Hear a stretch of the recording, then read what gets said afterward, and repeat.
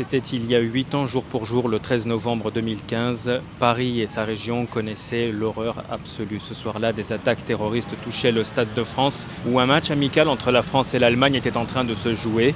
Elles touchaient également des bars et des restaurants dans la capitale française, ainsi que la célèbre salle de spectacle du Bataclan qui se trouve juste derrière moi. 8 ans après, cette salle de spectacle est devenue l'un des symboles de l'atrocité de ces attaques terroristes qui ont été revendiquées par le groupe terroriste État islamique. Au total, ce sont 130 personnes qui ont perdu la vie ce 13 novembre 2015 et plusieurs centaines d'autres ont également été blessées. Une série de commémorations a eu lieu ce lundi 13 novembre dans la matinée pour rendre hommage aux victimes de ces attaques en présence de la maire de Paris, Anne Hidalgo, et de la première ministre française Elisabeth Borne.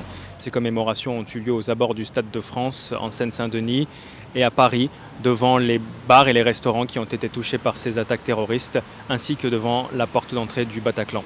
De nombreux hommages ont également été rendus sur les réseaux sociaux, ainsi que par quelques personnes qui se sont rendues devant la porte d'entrée de la salle de spectacle pour rendre un hommage aux victimes. Un triste anniversaire alors que ce lundi 13 novembre 2023, alors que la France est repassée en alerte urgence attentat à la suite de l'attaque terroriste qui a frappé le nord de la France le vendredi 13 octobre 2023, il y a tout juste un mois. Une attaque à l'issue de laquelle le professeur Dominique Bernard avait été mortellement poignardé par un jeune homme fiché pour radicalisation.